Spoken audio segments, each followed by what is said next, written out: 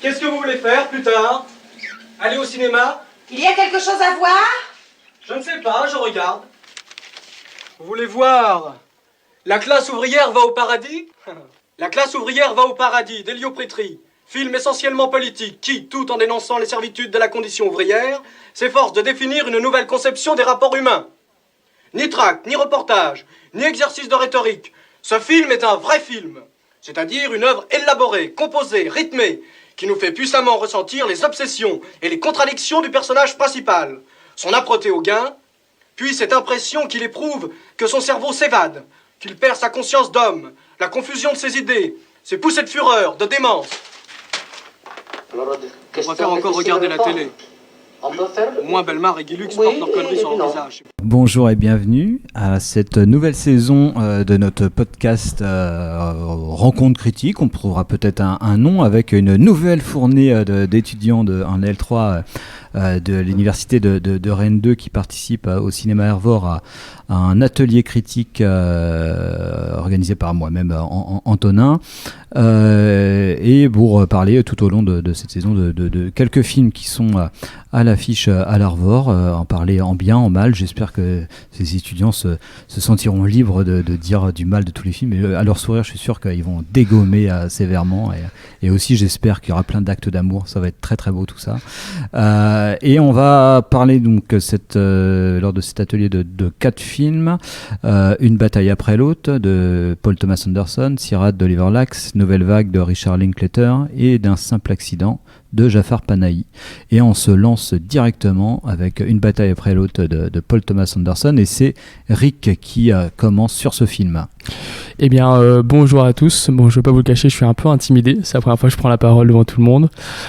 Donc, on va parler de Une bataille après l'autre, qui est de Paul Thomas Anderson, comme Antonin l'a déjà dit, qui est donc le premier film de Paul Thomas Anderson avec un tel budget, puisqu'il est à 120 millions, alors qu'il vient plutôt d'un cinéma qui est indépendant, d'un cinéma beaucoup moins artificiel que dans Une bataille après l'autre, qui est avec DiCaprio, donc déjà faut se le payer, et après il y a Benicio del Toro et Tanya Taylor aussi, et entre autres, et Sean Penn.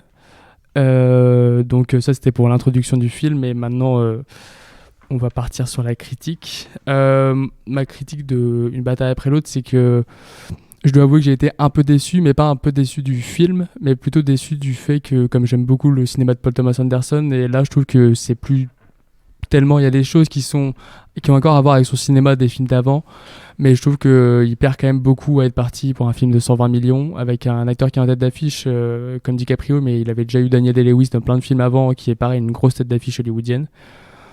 Et je trouve que les 45 premières minutes du film, elles sont très bien réussies, elles marchent vachement bien, et montrent quand même très bien l'action, l'organisation du groupe.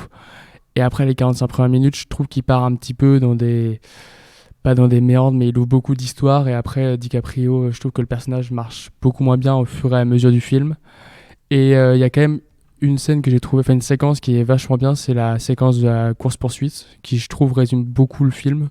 C'est un peu DiCaprio qui cherche sa fille, il la voit, il n'est pas loin de la trouver, puis la voiture qui a la fille, puisque je pars du principe que tout le monde a vu le film, la voiture qui a la fille dedans passe devant lui, il prend un autre chemin pour aller la chercher, et tout un quiproquo, tout ça de course-poursuite, et même Paul Thomas Anderson le disait que c'était un film de course-poursuite. En réalité, il n'y en a qu'une. Et donc je trouve que pour les 45 premières minutes du film et cette séquence de course-poursuite, le film tient, mais le problème c'est que le film fait 2h40, donc un film de 2h40 ne tient pas sur 55 minutes ou 1 heure. Donc j'ai été surtout déçu de la proposition avec un tel budget. Il n'y a pas besoin d'autant de budget pour un film comme ça. Mais par contre, je trouve que quand même le film reste un bon divertissement. Quand même un petit peu, je dis pas qu'il faut être cinéphile, mais il faut quand même savoir dans quoi on va. Mais je suis un petit peu dubitatif quand même quand on voit les films précédents de Paul Thomas Anderson comme Phantom Thread ou surtout There Will Be Blood.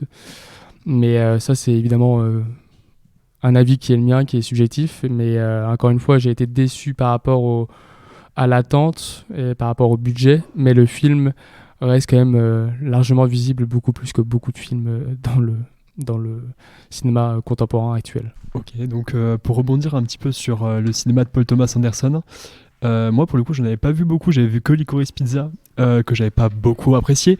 Mais ouais, je trouve que c'est une bonne porte d'entrée, une bataille après l'autre. Je vais effectivement abonder dans le sens de mon collègue et dire que les 45 premières minutes, en fait, pour restituer un petit peu d'histoire, elles se déroulent en trois vraies parties. Donc 45 premières minutes qui donc décrivent toute la révolution un petit peu, enfin toute la mise en place de la révolution du groupe mené par Leonardo DiCaprio et sa compagne. Seconde partie où c'est vraiment DiCaprio qui s'est éloigné de tout ça, qui cherche à se reconstruire une nouvelle vie. Troisième partie, bon, mais voilà, c'est la course poursuite, toute cette fameuse séquence poursuite. Donc ouais, les 40 vraiment, je trouve qu'en fait tout le film se tient. Il y a vraiment pas un temps mort, il y a un dynamisme qui est assez fou. Et je suis pas tout à fait d'accord avec du coup mon prédécesseur qui disait que DiCaprio était un peu dégradé. Moi je trouve que pas du tout. Au contraire, juste Paul Thomas Anderson lui enlève du temps d'écran, mais c'est pas pour rien que il garde pas cette dynamique, ce tempo comique qu'on retrouve beaucoup plus ici et qui marche vraiment. Quand je repense à ses derniers films, donc Killer of the Flower Moon par Scorsese, là on a vraiment un DiCaprio morne, morose et pas très intéressant. Mais là, je trouve qu'on a vraiment beaucoup. Enfin, là, il y a un vrai tempo comique qui fonctionne. Il y a vraiment un truc, quoi. Ça fait plaisir de le voir comme ça.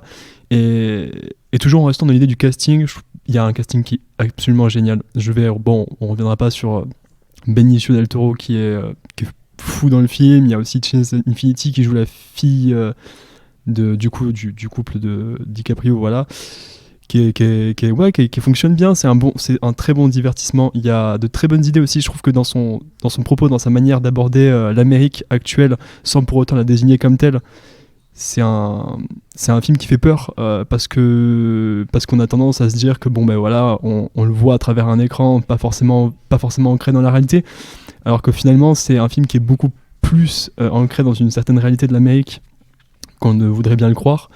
Donc ouais, à bien des égards, c'est un film extrêmement politique et extrêmement important, je pense aussi, sur beaucoup de points. Donc voilà, je trouve que c'est un film enthousiasmant, facile, plus facile en tout cas que certains dont aurait pu faire part Paul Thomas Anderson, et infiniment passionnant aussi pour tout ce qu'il veut raconter, pour toutes les idées qu'il amène, pour le personnage de Sean Penn aussi qui est exceptionnel. Pareil, Sean Penn, ça faisait longtemps qu'on l'avait pas vu dans un tel registre. Là, il se démêle, il a vraiment des mimiques qui sont hyper... je sais pas comment expliquer, mais hyper drôle. Il a vraiment un côté détestable à fond. Et puis, on tombe dans la caricature assez rapidement, mais c'est pas de la mauvaise caricature. Parce que finalement, ce Sean Penn-là, c'est un extrémiste qu'on pourrait retrouver en Amérique, je pense. Donc, finalement, il invente pas ces personnages-là. C'est des personnages qui existent vraiment, je pense. Enfin, voilà, donc c'était plutôt une très bonne proposition de Paul Thomas Anderson ici. J'ai bien l'impression que sur ce film, on va tous partager un avis à peu près similaire. Quand je suis allé le voir, moi, j'avais entendu énormément de bruit. On m'avait dit c'est un des plus grands films qui est sorti depuis longtemps. Quand j'ai vu la critique extraordinaire, je me suis dit qu'il fallait absolument que je le voie. J'y suis allé le voir assez rapidement. Et par rapport à cet aspect critique dont j'avais entendu parler, j'ai été évidemment déçu. Parce qu'avec d'aussi hautes attentes, forcément... mon expérience n'atteint pas ce niveau-là. Par contre, c'est pas du tout un mauvais film, c'est même un très bon film. Mais j'ai été un peu gâché par cet aspect critique et j'aurais bien aimé aller le voir sans en avoir entendu parler du tout. Et là, j'aurais peut-être eu un avis complètement différent. Le fait est que, malgré toutes les bonnes idées esthétiques, alors il y a, quand je pense à la course-poursuite dans les Éperlés à la fin, qui est filmé en très longue focale, on a cette impression sur des routes qui montent et qui descendent, de voitures qui apparaissent, disparaissent. Il y a quelque chose de très beau, très esthétique et assez novateur. Mais par contre, si on pense à d'autres séquences comme celle pourtant beaucoup plébiscitée où il est au téléphone et il cherche à joindre ses compatriotes et de leur donner le code en fait pour avoir le lieu de rendez-vous, et qui est très longue et où en fait il y a toute cette ironie du code qu'il doit donner et qu'il n'a pas pour réussir à les contacter. Moi, cette séquence ne m'a pas tant fait rire et j'ai trouvé très longue, très molle, un peu casseuse de rythme et aussi un peu facile dans cette ironie un peu latente. Donc il y a beaucoup d'aspects comme ça où je trouve que le rythme est pas si bon que ça en fait. Il y a quelques aspects très bons qui tiennent avec une ironie, et il y a cet aspect cynique un peu qui tient tout le long et qui marche très très bien. Mais dès qu'on rentre dans des espaces plus intimes, je trouve que ça s'appaire et ça devient un peu plus mou. Et du coup, la gestion globale de la temporalité du film est assez étrange. Même si pour autant, je trouve que ça se regarde très bien et ça donne envie d'être vu. Mais voilà, il y a quelque chose sur le moment qui me dérange un petit peu. Moi, j'avais pas encore vu de Paul Thomas Anderson avant, donc c'est le premier. J'ai pas trop de comparaison par rapport à ses précédents films. Mais on voit très fortement la patte auteuriste. Moi, je considère que c'est pas tant un blockbuster, même si dans les normes il y a quand même beaucoup de budget, il y a des acteurs très connus. On sent que c'est un film qui lui tient, qui est poignant et qui est énormément politique.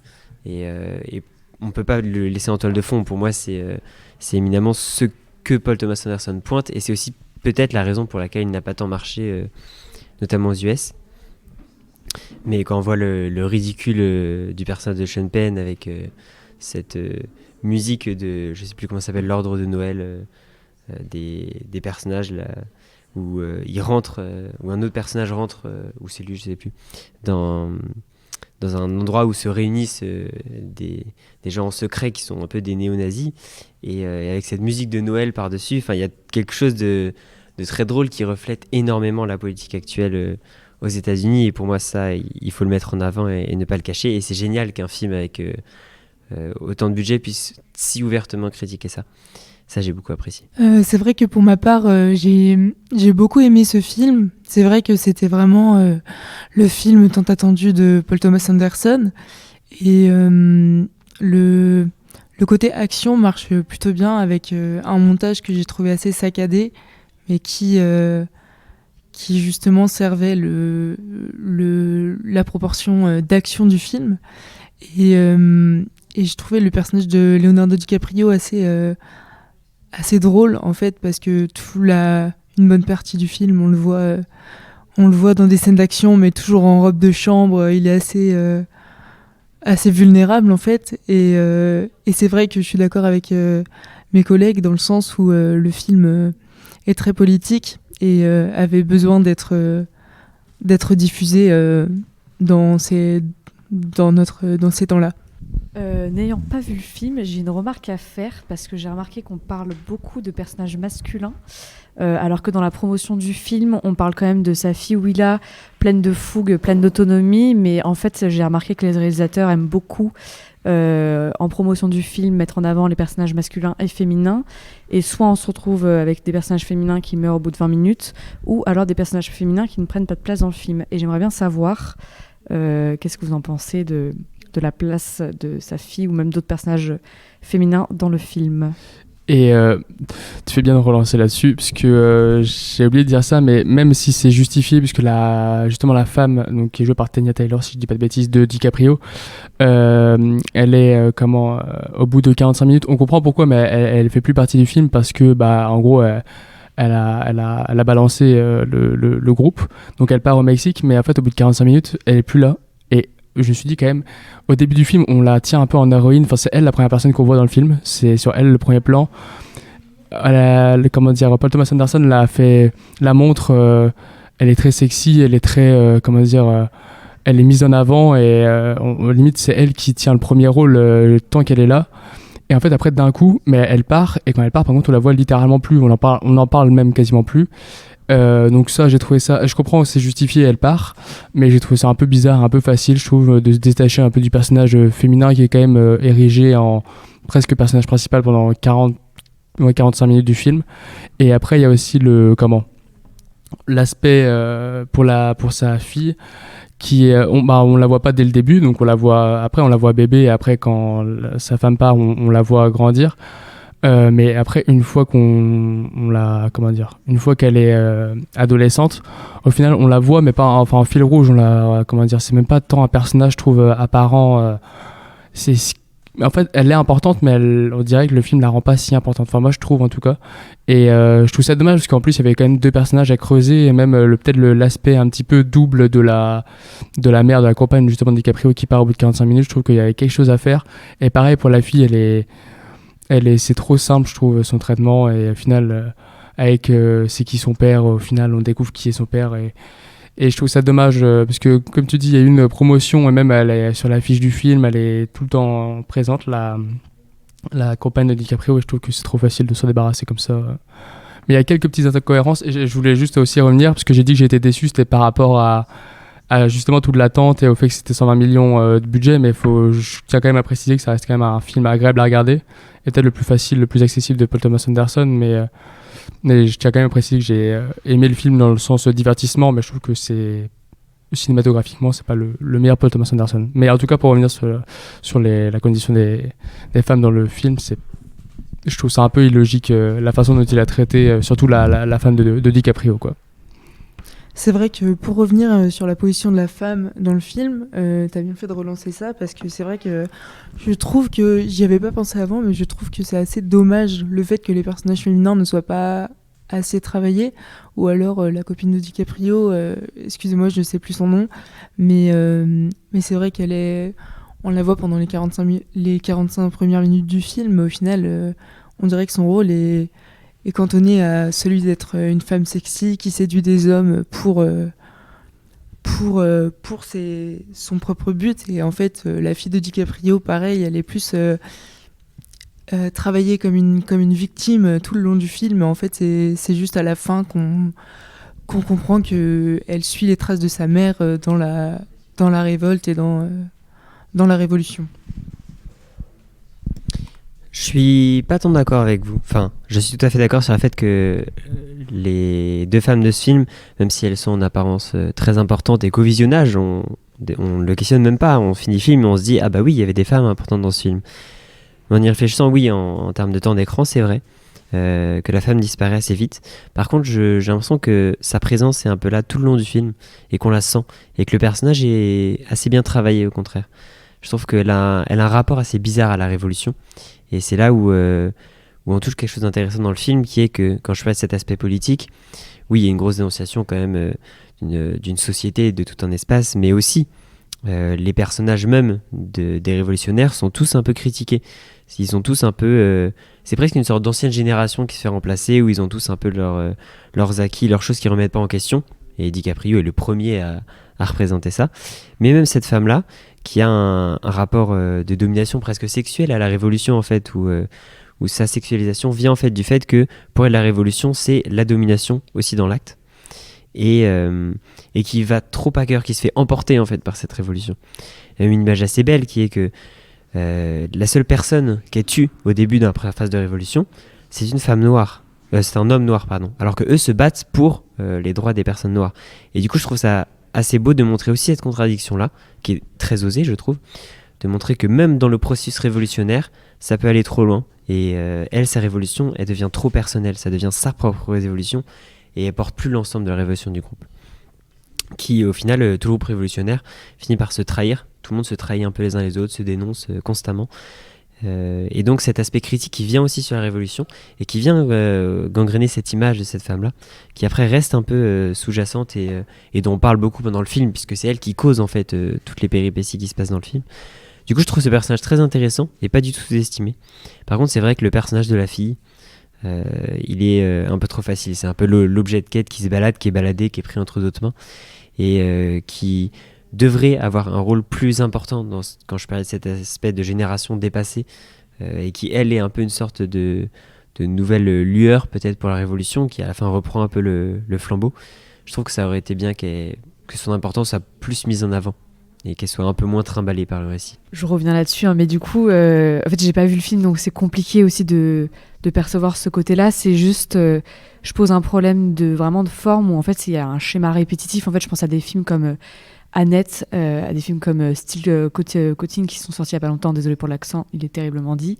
Mais c'est toujours en fait des films où, en fait, par exemple, on fera jamais ça pour des rôles d'hommes. On va jamais sexualiser un homme et sa force de révolution ne sera jamais fait par l'acte, comme tu dis. Enfin, il y a vraiment un truc où les femmes sont toujours réduites à la même chose dans les mêmes films et ont un temps d'écran, mais considérablement diminué par rapport aux hommes, alors que dans la promotion, on va voir que ils sont mis en avant tous les deux, comme s'il y avait une équité parfaite entre les personnages, alors que c'est toujours les femmes dans les films, ou même encore récemment, et je trouve ça encore plus choquant que ce soit encore le cas aujourd'hui avec tout ce qui résonne quand même.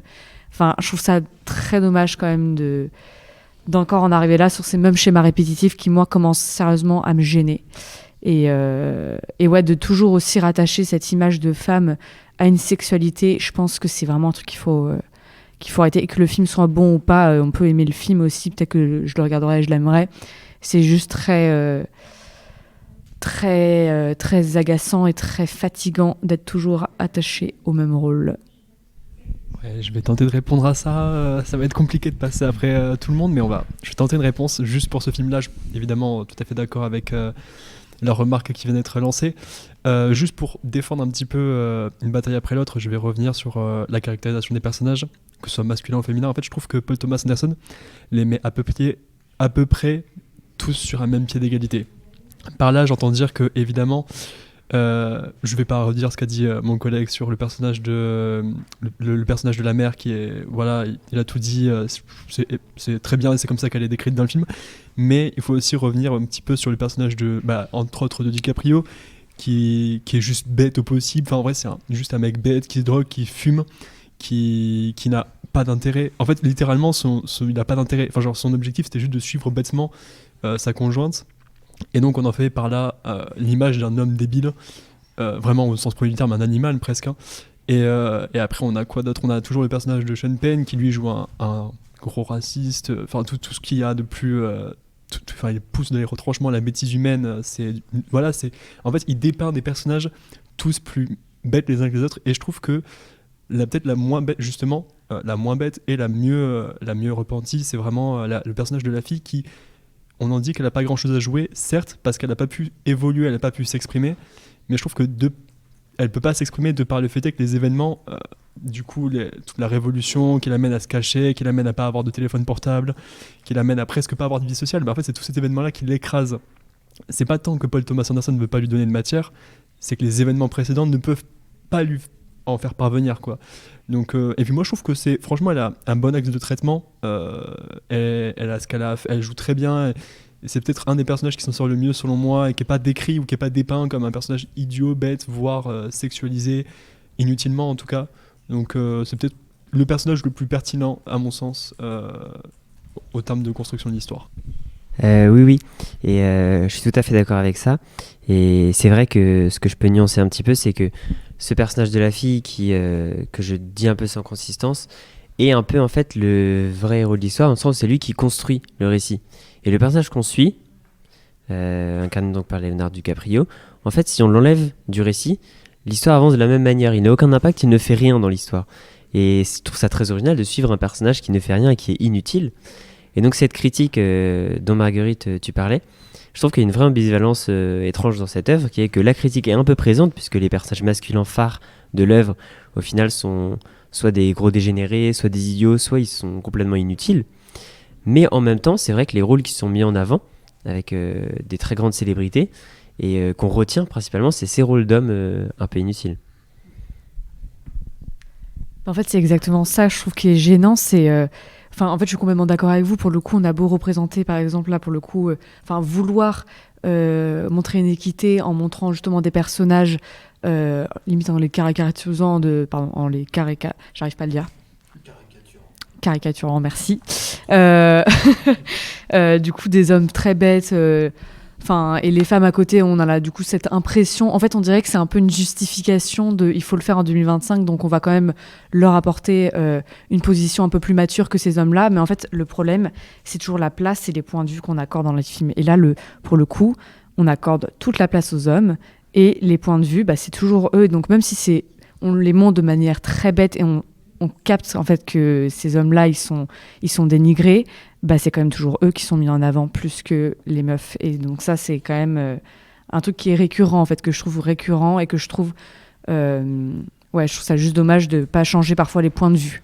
Chose qui aurait pu être faite. Alors juste parce qu'après on va passer à d'autres films, c'est pas que mais on a un petit peu commencé en resituant un petit peu le film dans la carrière de Paul Thomas Anderson. Donc moi j'ai juste envie de conclure là-dessus parce que clairement quand on regarde la filmo de Paul Thomas Anderson, là on est carrément dans un film hyper féminin par rapport aux autres films, quoi. Parce que s'il y a vraiment un cinéaste de la masculinité, c'est aussi lui. Mais d'une masculinité toxique, ça reste son sujet, ceci dit. Donc un petit peu pour abonder dans son sens, tous les personnages de chez pitié. Voilà, c'est même si on a Magnolia en tête, son premier film avec Tom Cruise, qui est un masculiniste avant l'heure, avant même que ça existe ou que ça soit vraiment très organisé, ce mouvement-là. Il y a vraiment ça dans Magnolia qui date des fin des années 90.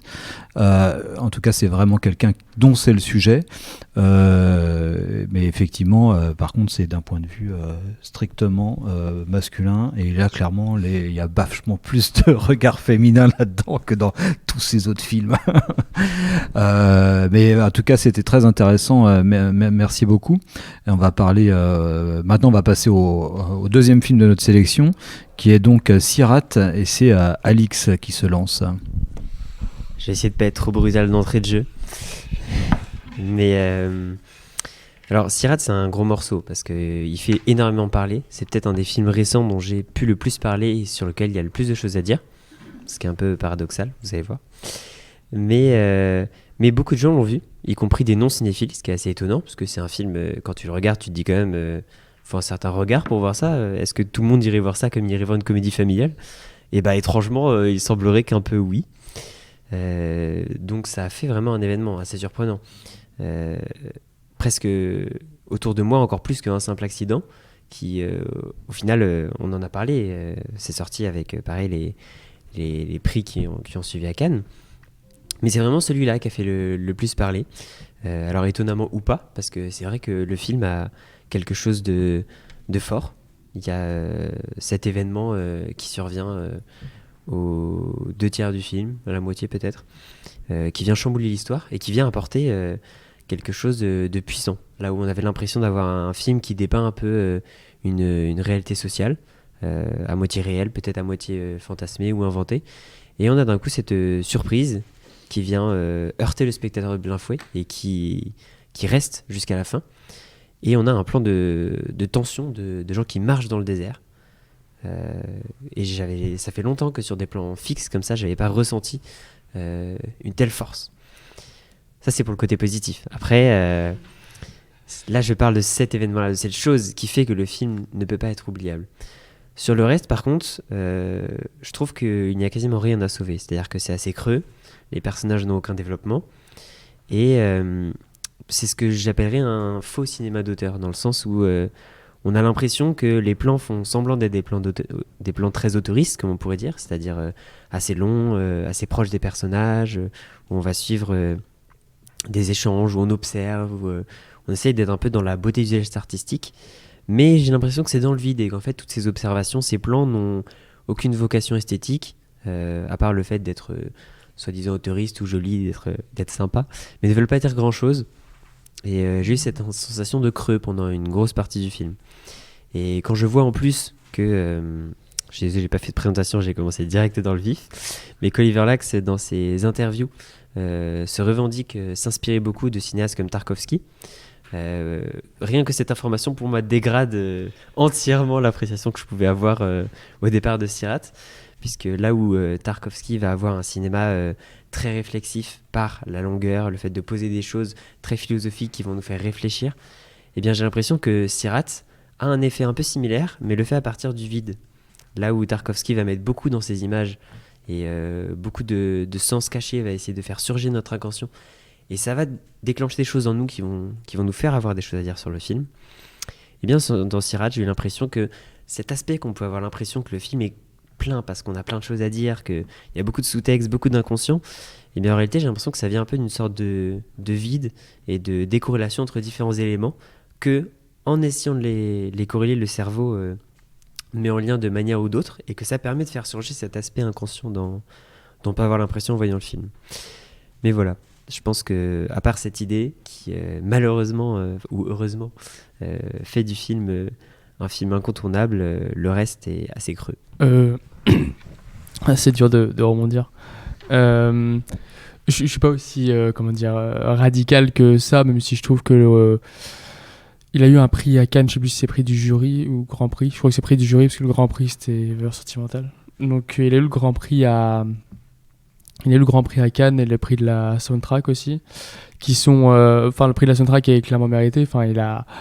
Le film a attiré du monde grâce au son, et c'est vrai que le son, c'est les premiers plans du film, c'est ça, c'est les enceintes qui se posent dans le désert.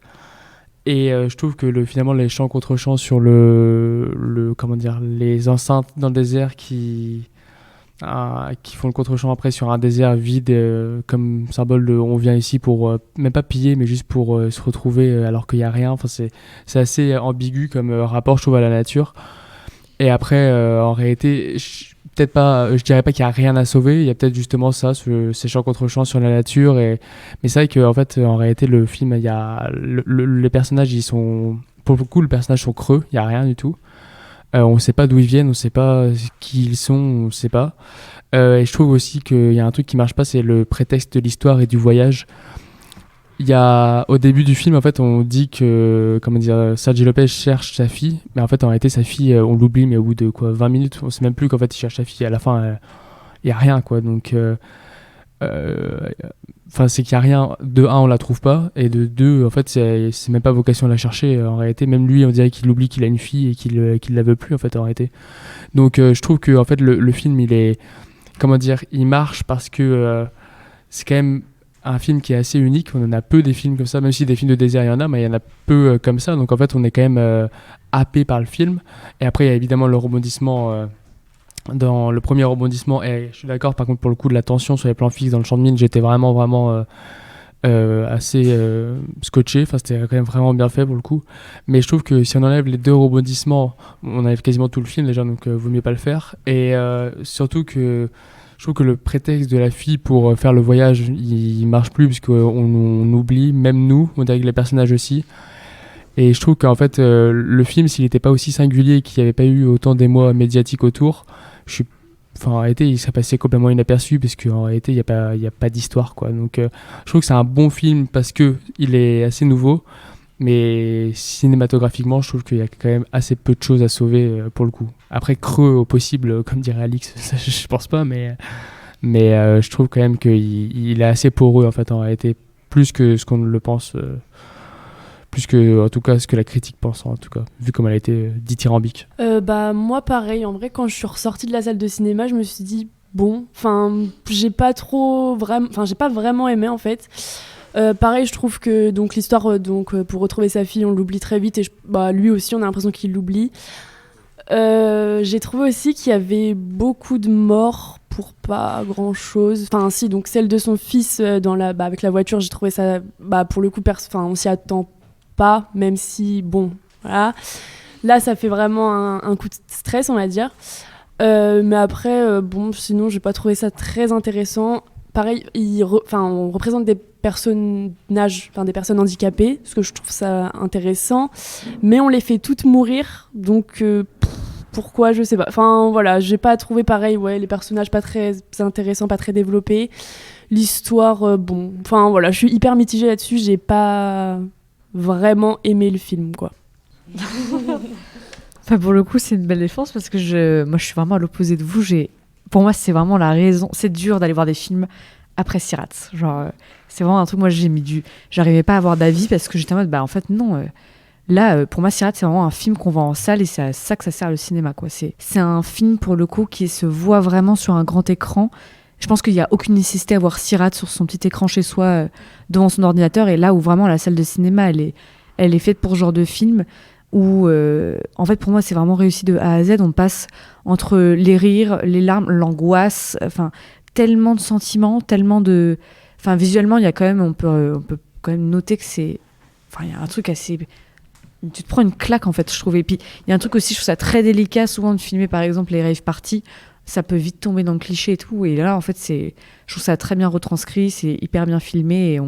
Et en fait, on voit même pas je crois qu'il dure... je sais même pas combien de temps le film dure, tellement je trouve que on est embarqué comme le père dans cette descente aux enfers. Je pense qu'effectivement, je peux nuancer un petit peu mon propos. Je ne retire pas ce que je pense sur toute la partie centrale, mais ce que je peux rajouter, c'est que c'est vrai que quand l'action commence à proprement dite, la mise en scène et les choix de cadrage deviennent vraiment sensés.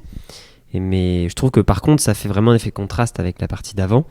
Et là où je suis en désaccord avec toi, c'est que moi je trouve pas que ce soit originalement filmé ou que les rave parties soient vraiment mises en valeur.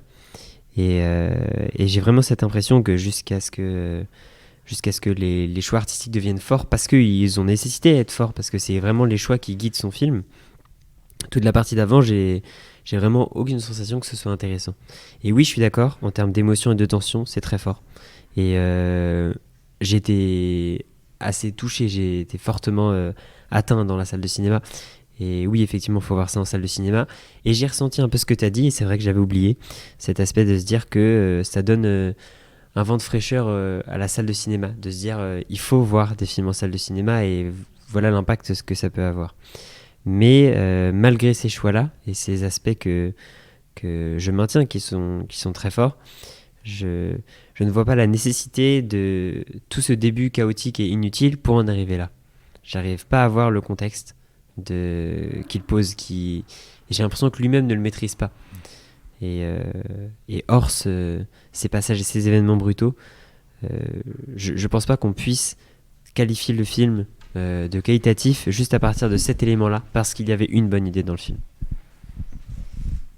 Toi, toi, à ton sens, le film, alors, c'est un peu con de dire le film il parle de quoi, parce que le film n'a pas parlé de quelque chose, mais il travaille quoi, ce film-là, au-delà du fait que oui, effectivement, il a créé il a opéré sur toi par choc, par pression, un truc sensitif. À ton avis, c'est un film qui travaille quelle idée? Bah, justement, ce que je trouve, je m'étais fait la remarque où en fait c'est un film qui parle tous sauf d'un père qui vient chercher sa fille. On parle vraiment, je pense qu'il y a pas mal de... Ouais, je pense que les sujets qui me parlent, ça fait écho de mon point de vue subjectif et de mon rapport à l'expérience du film, et c'est un truc... si là je vous dis par exemple de quoi ça me parle, de mon point de vue de quoi le film parle, ça vous fera peut-être pas écho à vous, mais moi il y a vraiment... ce côté famille, en fait je trouve ça pas anodin non plus qu'il perd tout. En fait je trouve que c'est plutôt un film...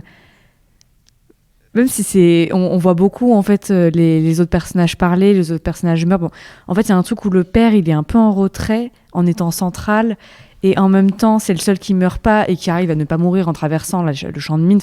Il y a quand même un truc où on dirait même qu'il veut mourir, mais sans mourir, quoi. Il y a vraiment... Je trouve que le film, il parle pas d'un truc spécifiquement, mais moi, il me parle vraiment de... comment je l'ai vu, je l'ai perçu, et après coup... c'est pas un film en hommage à la rave, c'est pas un film sur la perte de son enfant, c'est un film un peu sur une perte tout court, je trouve. Il y a une perte de repères, et on sait même plus à la fin où on est. On se retrouve dans un désert, ils vont rentrer, mais on sait même pas où ils vont. Je pense que c'est peut-être pour ça aussi qu'il est un peu résonnant, ce film-là. Il y a un truc où on sait pas trop, on est embarqué dans un truc où on sait pas où on va, on sait pas où il va, et lui-même il sait même pas où il rentre, quoi. Donc ça reste quand même évasif, mais je sais pas si je me suis fait un peu comprendre dans ce que je voulais dire. Ça s'arrête là sur Sirat. Personne ne remet des pièces dans la machine. Moi non plus, sinon je vais être méchant. On passe à Nouvelle Vague, et c'est toi, Marguerite, qui va reprendre le micro pour nous parler de ce film de Richard Linklater. L'attaque d'entrée, elle va être pareil, elle va être crue. Non, la Nouvelle Vague ne se résume pas à Jean-Luc Godard. C'est tout ce que...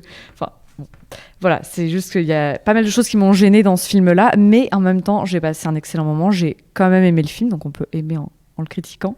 Mais je trouve ça... Mais une fois de plus, je suis obligée de l'aborder avec un regard féminin. Ok, pardon, je pensais que ça n'enregistrait plus. Mais je trouve ça très gênant, vraiment, d'appeler ce film-là La Nouvelle Vague, parce que La Nouvelle Vague ne se résume pas à bout de souffle, même si on sait que Jean-Luc Godard, c'est le dernier critique à avoir réalisé un long-métrage, et que bon, c'est vraiment la date de ce mouvement cinématographique. Mais on peut pas parler non plus de biopic. Moi, je sais que c'est vraiment un truc, j'en ai parlé avec d'autres personnes. Je trouve ça gênant de dire que La Nouvelle Vague est un biopic quand on parle d'une retranscription d'un tournage de À bout de souffle. C'est pas un biopic sur Jean-Luc Godard, c'est un retracement d'un moment vécu dans l'histoire en lien avec Jean-Luc Godard, mais je trouve ça injuste de dire que c'était un biopic. Mais bref, passons peut-être aux choses positives, pour les amoureux de La Nouvelle Vague. Je trouve que c'est un excellent film. Là où il y a quand même... On sait dans quoi on s'embarque, on sait qu'on s'embarque pas... on sait qu'on s'embarque dans vraiment les backstage du tournage de À bout de souffle, qui est un film que j'adore. Et évidemment, le film ne vaut pas À bout de souffle, mais ce n'est pas le but non plus. Et c'est exactement ce dans quoi il est réussi, je trouve. Parce que du coup, on est pris dans ce backstage de ce tournage-là. Et c'est assez comique. En fait, c'est un film, et je ne m'attendais pas du tout à ça, mais en fait, j'ai trouvé très comique, très marrant. Bon, c'est un film à l'image de Jean-Luc, hein, c'est forcément, je pense qu'il est même assez romantisé, parce qu'on sait qu'il était peut-être bien pire que ça dans la vraie vie, même si on adore ce qu'il fait. Et donc, voilà, je trouve que c'était une forme intéressante. Le format, il est parfait, et c'est vrai qu'on n'a pas trop l'habitude de voir ce genre de film, en fait. Et j'ai trouvé ça très, très plaisant. Mais une fois de plus, par contre, si je peux me permettre, je trouve ça dommage d'évoquer plein de portraits très importants dans le mouvement de la nouvelle vague. Mais par exemple, de juste nommer sur un carton Agnès Varda et nommer son titre La Nouvelle Vague, je trouve ça gênant. Mais une fois de plus, je vous laisse rétorquer à ça. Je vais prendre la suite et je suis assez d'accord avec ce que tu dis. Comme toi, moi j'ai passé un bon moment. Ça n'a rien d'extraordinaire, mais j'ai trouvé ça très divertissant. Ça fait le travail qui est un peu demandé. C'est du 1h45, ce qui est quand même un plaisir aussi d'avoir un film qui fait pas non plus 3 heures, comme ça commence à devenir la moyenne. Et je trouve que c'est un film qui... Je n'ai pas entendu d'interview de Linklater ou quoi que ce soit. Je ne sais pas ce qu'il voulait faire, s'il voulait rendre hommage à la Nouvelle Vague, à Bout de Souffle, à Godard, je ne sais pas trop, mais quand même quand on appelle son film Nouvelle Vague et qu'on fait un film sur le tournage de À Bout de Souffle, c'est bien que quand même il y a une idée derrière la tête, comme tu dis, de un peu quand même résumer la Nouvelle Vague à Godard, ce qui est absolument faux, c'est sûr. Après, je pense que c'est plutôt pour le symbole aussi, et je sais pas si le titre est pas aussi un petit peu commercial pour quand même que ça accroche un peu, mais je trouve que je suis d'accord avec toi, c'est pas normal. Et il y a quand même un truc où je trouve que ça marche, enfin pas ça marche pas, mais un truc qui m'a gêné aussi, c'est surtout, tu l'as esquissé, mais c'est le personnage de Godard où j'ai eu de l'empathie pour lui, alors qu'en réalité, dès qu'on le voit en interview, dès qu'on le voit, ça a l'air juste être... Enfin, je vais pas dire une... Enfin, on s'est compris, je pense, mais il a juste l'air d'être insupportable, voilà. Il a juste l'air d'être insupportable et égocentrique et comment dire, autosuffisant, je pense. Mais je trouve que, le film marche bien, mais je trouve que le personnage de Godard est un petit peu trop romantisé par rapport à ce qu'il était sûrement vraiment. Et je suis d'accord avec toi, quitte à parler d'Agnès Varda comme ça, autant limite pas en parler, parce que c'est limite peut-être pas un affront, mais c'est comme plein de personnages, c'est bien. Enfin, il l'énumère, c'est plutôt pour un public qui serait pas cinéphile, par exemple, d'énumérer tous les noms des personnes. Je trouve ça quand même assez intéressant, mais je trouve que c'est trop peu. Mais après, en même temps, c'est le titre qui joue pas en sa faveur en appelant ça Nouvelle Vague et en parlant que d'un film. Mais par contre, l'autre chose que j'ai trouvé assez intéressant, enfin assez enjouissant pour les jeunes comme nous, par exemple, c'est que en fait on voit qu'il fait un film avec quasiment rien, quoi. Donc quand on est cinéphile et que quelqu'un veut faire un film, par exemple, on se dit que, et c'est clair, il a une équipe de tournage, il a des acteurs et même une star au final avec Gene Seberg, mais il y a quand même un truc où ça donne un peu un élan de comment dire, on a envie de faire un film après, parce qu'on se voit qu'avec pas grand chose on peut faire des travelling, du montage maintenant c'est encore plus simple et tout ça. Donc je trouve que c'est un film qui est divertissant, qui marche bien, même s'il y a quand même le personnage de Godard qui est bizarrement fait et le titre qui fausse un petit peu la perception du film, mais je trouve qu'on passe quand même un bon moment, quoi. C'est comme pour les films dont on a parlé avant, c'est divertissant sans être grandiose, mais en tout cas il fait largement le travail demandé et c'est agréable. Et aussi autre petit point, le jeu des acteurs, le fait que ce soit un réalisateur américain avec des acteurs qui doivent parler en français, je pense qu'il y a quelques trucs qu'il n'entend pas très bien, et du coup le personnage de Belmondo, enfin l'acteur qui joue Belmondo, bon c'est quand même assez caricatural et un petit peu facile, je trouve, mais encore une fois je trouve ça limite un petit peu comme tu dis, ça apporte pas forcément un côté comique, puisqu'on croirait que je suis en train de me foutre de sa gueule alors que pas du tout, mais il apporte un côté un petit peu naïf qui est aussi sympa à voir dans le film, quoi. Donc ouais, je vais le redire, c'est divertissant et ça marche bien sans être grandiose, quoi. Je vais juste prendre la parole quelques minutes pour revenir sur le casting un peu, parce que globalement je suis d'accord avec tout ce qui a été dit précédemment. Et juste, moi je trouve qu'au contraire le casting fonctionne très bien. Je trouve qu'il y a je crois, la directrice de casting a été chercher des acteurs inconnus, hein, donc casting sauvage encore une fois. Et ouais, moi quand je vois ça, j'y crois. Je suis à fond dedans. Je trouve que le personnage interprété par Belmondo, j'ai plus le nom de l'acteur, mais il marche très bien. En fait, Guillaume Marbeug, c'est un très très bon. Enfin, il vient pas singer Belmondo, il vient un peu apporter de lui et il vient composer avec ce qu'il a. Donc non, je trouve ça. Je trouve que le casting fonctionne très bien. Ouais, voilà. Après, c'est un film aux allures de faux documentaire. Je vais pas répéter tout ce qui a été dit parce que je suis globalement d'accord avec tout ça. Donc, mais ouais, non, petite connotation positive pour le casting qui est pour le coup hyper intéressant. Ouais. Sur ce casting, du coup, moi j'ai été un peu fasciné par le personnage de Godard, donc qu'incarne Marbeuk, parce que dans sa diction, même pour avoir vu quelques vidéos sur lui où on le voit qui parle normalement et qui interprète un peu cette voix de Godard et qui change un peu sa voix pour l'adapter, je trouve que sans connaître Godard personnellement, il y a quelque chose de ressemblant, d'immersif et on y croit vraiment. Et pour moi, c'est ça ce film. C'est un film d'atmosphère, c'est un film un peu de jeu où l'idée c'est ça. C'est on y croit et on vient passer un bon moment au pays de la nouvelle vague, si on peut dire. C'est presque un film nostalgique et dommage en même temps de retour en arrière. Donc ça c'est très agréable à voir et c'est ça que j'aime bien. Mais le film est oubliable, c'est que oui, ce que je veux dire c'est que le film est très bon mais on le retiendra pas parce que ça se veut un hommage à la nouvelle vague mais pourtant la réalisation, les choix esthétiques sont assez étonnants. C'est pas du tout spontané. Les cadrages sont assez préparés et pourtant ils ne sont pas excessifs, ils ne disent pas tant que ça grand chose.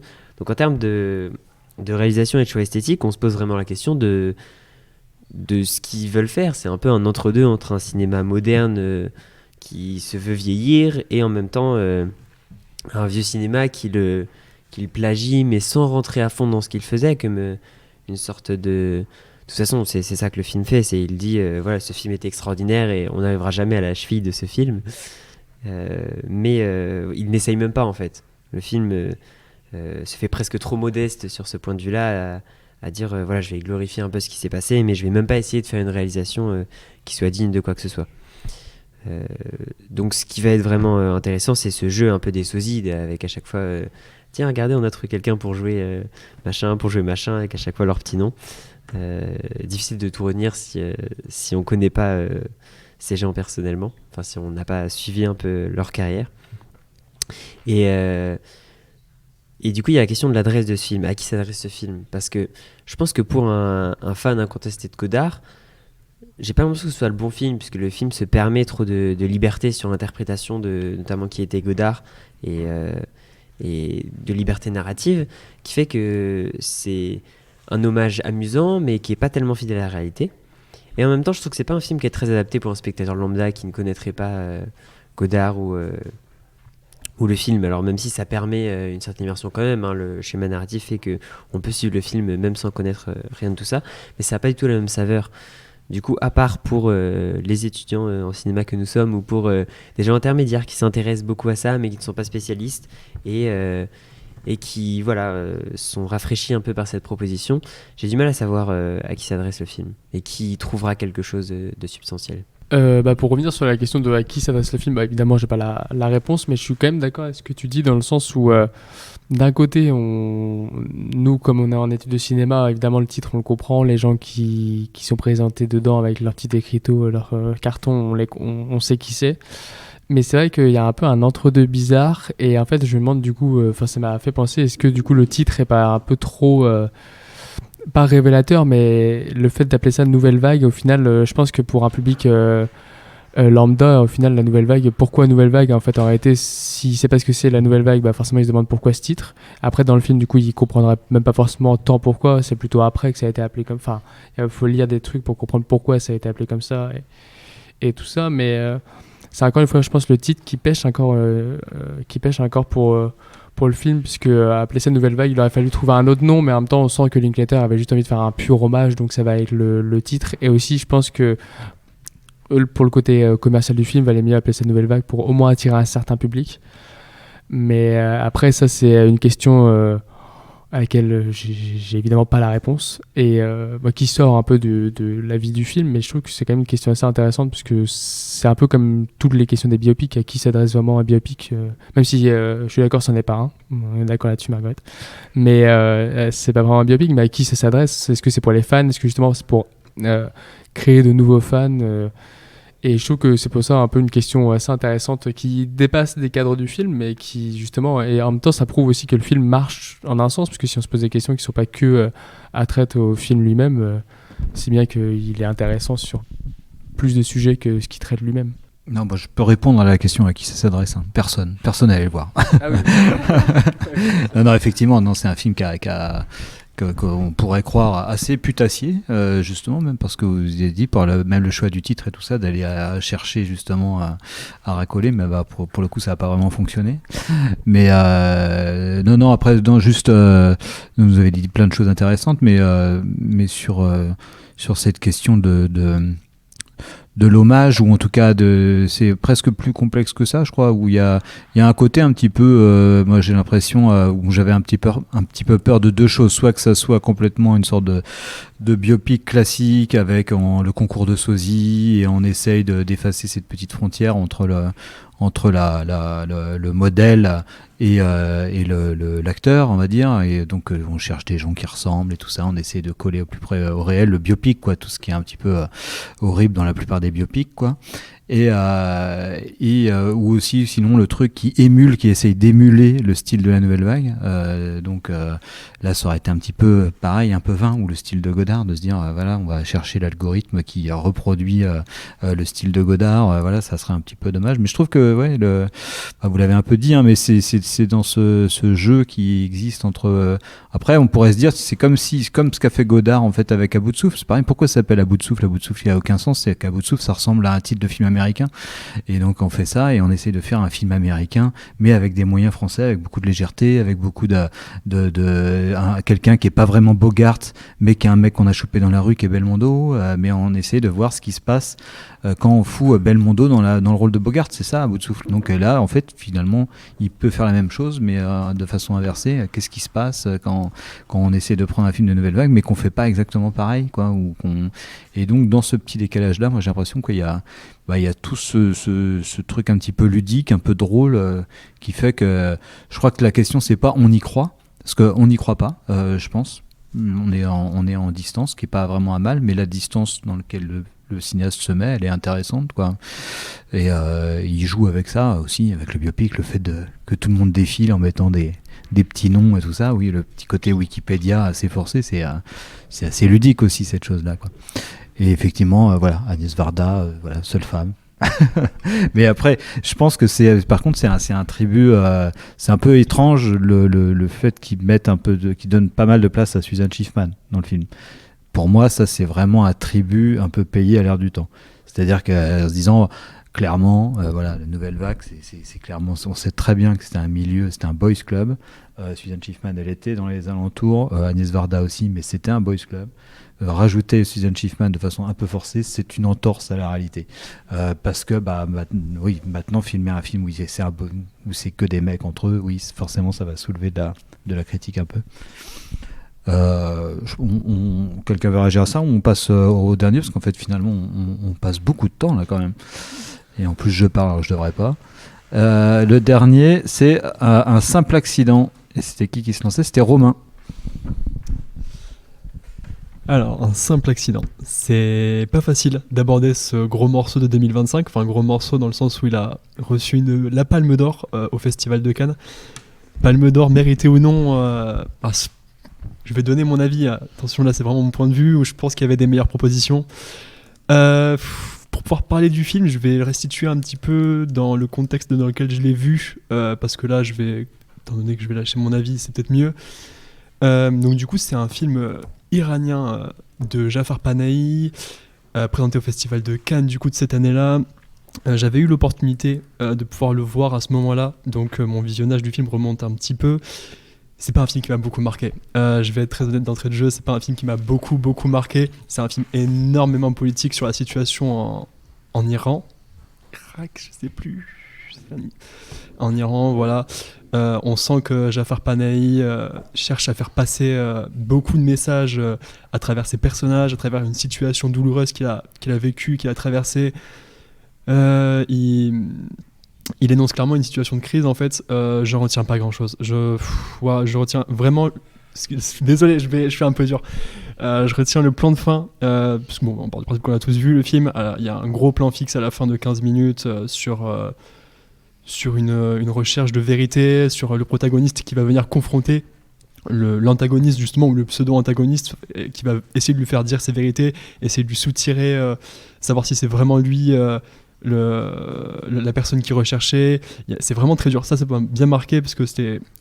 Nous aussi, spectateurs, dans cette position-là, on est obligé de regarder l'écran, quoi, et donc on est un peu fixé face à cette personne démunie, et on ne sait pas si elle est gentille ou méchante. Bon, c'est une vision très simpliste de la chose, mais voilà, c'est un film vraiment très personnel, c'est une palme d'or éminemment politique, évidemment. Quand je revois un petit peu le film dans son ensemble, du coup, pour expliquer rapidement, c'est une famille, donc c'est un... j'aurais même du mal à vous le raconter, mais c'est une famille à qui il arrive un accident. Ils étaient en voiture en train de faire une balade, il leur arrive un accident, ils vont chez un garagiste, et de par là, le père de famille se rend compte que le garagiste, il l'a peut-être déjà vu avant, ou du moins il a peut-être déjà entendu sa voix avant, et ce serait un bourreau d'une prison iranienne.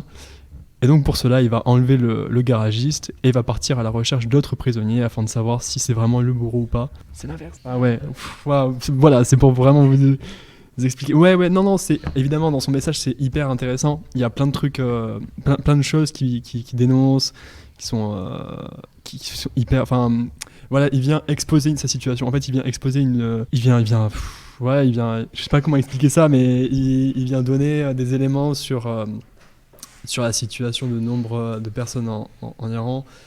Mais sinon, en termes de purement cinéma, enfin en termes de pure mise en scène, etc., je trouve pas ça hyper percutant, sauf évidemment le plan de 15 minutes à la fin. Mais il y a beaucoup de... En voyant l'abondance passée, il y a beaucoup de critiques qui disaient que c'était drôle. Apparemment, je ne suis pas du tout rigolé, mais peut-être que c'est drôle et que je ne suis pas drôle. Mais ouais, non, je trouve pas ça... moi, ça m'a pas beaucoup marqué, voilà. Je vais m'arrêter là pour ce premier tour de table, mais je trouve pas ça très percutant, sauf le dernier plan, mais je l'ai déjà dit, et puis là, je vais vous laisser la parole. Pour rebondir sur ce que tu as dit, non, moi non plus, j'ai pas trouvé ça drôle. Pas du tout, même. Mais par contre, j'aimerais parler de l'ambiance sonore. J'ai trouvé vraiment ça percutant. Le fait qu'il n'y ait pas de musique en fond, que les bruits ambiants, etc. J'ai trouvé ça vraiment intéressant, ça permet de rentrer direct dans le vif du sujet. Et ça m'a fait aussi un peu penser, je sais pas pourquoi, qu'on pouvait penser à être face à un documentaire, peut-être, grâce à cette absence de musique. Et peut-être au format de l'image aussi, qui était, si je me trompe pas, c'était pas en format cinéma, c'était en... Format 60, je pense. Ouais, je crois que c'était ça. Et donc rien que ça, moi ça m'a fait penser un petit peu, on aurait l'impression qu'on pouvait assister à un documentaire. Donc ça c'était vraiment le point fort du film pour moi, tout ce qui est de l'ambiance sonore, etc. L'histoire aussi bien sûr, qui est vraiment... J'ai beaucoup aimé l'histoire. Moi c'est au moment de la révélation, donc vers la fin, je la trouve un peu trop rapide, un peu trop brute. On passe vraiment du tout au tout. Alors que pendant tout le film, on a ce doute permanent sur est-ce qu'il est coupable ou non, est-ce qu'il a pris la mauvaise personne ou pas. Et je trouve ça dommage que d'un coup, celui qui a été enlevé avoue que d'accord, c'est lui, etc. D'un coup, direct comme ça. Et je trouve qu'il y avait peut-être mieux à faire, mais je sais pas comment. Mais vu aussi, je pense que c'était la bonne chose à faire. Mais aussi, pour rebondir avec toi, le plan de fin est exceptionnel. Pareil, toujours avec cette ambiance sonore qui revient et qui, pour moi, est frappante. Alors, moi, j'ai trouvé que c'était une révélation, oui et non, parce que bon, on a vraiment là, on est sûr, le mec dit que c'est lui, quoi, concrètement. Mais, je trouve que dès le début du film, on a pas mal d'indices sur qui il est, sur, en fait, quand on y repense, on comprend vraiment que c'est lui. Je pense, du coup, à l'accident. Voilà, c'est le seul personnage du film à percuter un chien, alors que, tout au long du film, il y a des chiens qui se baladent et personne n'en percute, quoi. Tout le monde fait attention. Enfin, voilà. Après, il y a aussi l'évocation de Dieu par sa femme dans la voiture. Au début, elle dit en fait, si on a eu l'accident, c'est parce que Dieu l'a mis sur notre chemin, qu'on n'avait pas le choix, que c'était comme ça. Et voilà, enfin, on est direct dans l'ambiance du personnage. Enfin, je pense qu'en y repensant, on comprend vite. Après, c'est vrai que sur le coup, non. Je pense que c'est après que je me dis, ah ben oui, en fait, c'était sûr, quoi. Voilà. Après, sinon, le film, j'ai vraiment bien aimé. J'ai trouvé intéressant, pareil, le son, parce que ce qui revient le plus, évidemment, c'est le bruit de sa prothèse, et c'est ce qui marque le film, mais aussi tous les personnages du film. Ils disent que en gros ça a marqué leur vie parce que ça revient tout le temps dans leur tête, donc je trouve ça très intéressant. Voilà. Moi, ce que j'aime bien dans ce film, c'est que on dirait que c'est un film sur le pardon. Alors je dis on dirait dans le sens où c'est ce que la plupart des gens retiennent du film, ceux avec qui j'ai pu discuter. Et on dirait, je le dis aussi parce que moi j'ai l'impression que c'est pas entièrement ça. C'est que oui, il y a une question du pardon, de est-ce qu'on pardonne, mais il y a aussi quelque chose de encore plus intéressant, d'une sorte de diabolisation un peu des élites qui ne sont jamais présentes à l'écran. Et c'est presque l'histoire d'une société entre les petites gens. Alors ça paraît très banal de dire comme ça, mais c'est vraiment très très bien appliqué ici. C'est-à-dire que on a ces gens, et au final même ce bourreau se trouve être quelqu'un comme eux, qui a été payé en fait pour faire ça, et c'était son métier. Et au travers de cette situation, au final, c'est des gens qui se tapent entre eux, alors que entre les deux, quelque part, l'événement et la chose qui les fait se taper entre eux, c'est ces élites qu'on ne voit jamais. Et ça, j'ai trouvé ça assez fort. Ce qui est après dû aussi aux conditions de tournage, du fait que ça a été tourné dans un certain secret quand même. Et ce qui m'amène, moi, une question auquel je n'arrive pas à répondre pour l'instant, mais c'est que j'ai toujours du mal à savoir si, étant donné que c'est un film ni français, ni états-unien, ni hollywoodien, et donc que c'est à chaque fois un décalage culturel pour moi quand je vais le voir, est-ce que cette finesse, elle tient du propos et du film qui est vraiment très fin, ou est-ce que c'est ce décalage culturel qui crée en moi une finesse de cette découverte d'une manière de faire, d'une culture, d'un contexte. Voilà, donc j'ai toujours du mal à savoir précisément à quel point le propos est bon et fin sur ce terrain-là. Et ce que j'ai bien aimé aussi, c'est que le film laisse jouer une certaine forme de réalité dans ce côté documentaire qu'on a pu évoquer un peu, où on sent qu'il y a quelque chose de très prégnant, de très vrai au fond de ce film. Et c'est pour ça que les plans longs, comme tu parlais tout à l'heure du plan de 15 minutes où on est juste en bas d'un arbre et qu'on a fait un règlement de compte, c'est un plan qui marche très très difficilement dans un film qui n'est pas aussi empreint du réel. Parce que là, on le sent déjà que les acteurs sont bons et qu'ils le sont d'autant plus que on sent cette empreinte très forte. Et c'est ça que j'ai bien aimé dans ce film, qui, pareil, pour moi, ça vient se rajouter à la nuance et qui fait que je sais pas si j'ai vraiment apprécié le film ou pas sur cette question de la subtilité, mais qui en tout cas, je trouve, marque pas forcément durablement, mais sur le moment a un impact que j'ai du mal à relativiser. Moi, je vais aller dans ton sens, dans l'idée de la volonté de réalité. Je suis totalement d'accord avec toi dans les deux plans, le plan dans le désert qui dure très longtemps, au final, c'est un plan, presque un plan séquence, parce qu'après, il y a d'autres plans dans le même lieu, mais je suis d'accord qu'en fait, à ce moment-là, ils se demandent ce qu'ils vont faire justement de leur bourreau, et c'est quand même, le plan est très long, donc c'est quand même, on peut pas feindre, on est obligé de jouer pendant tout.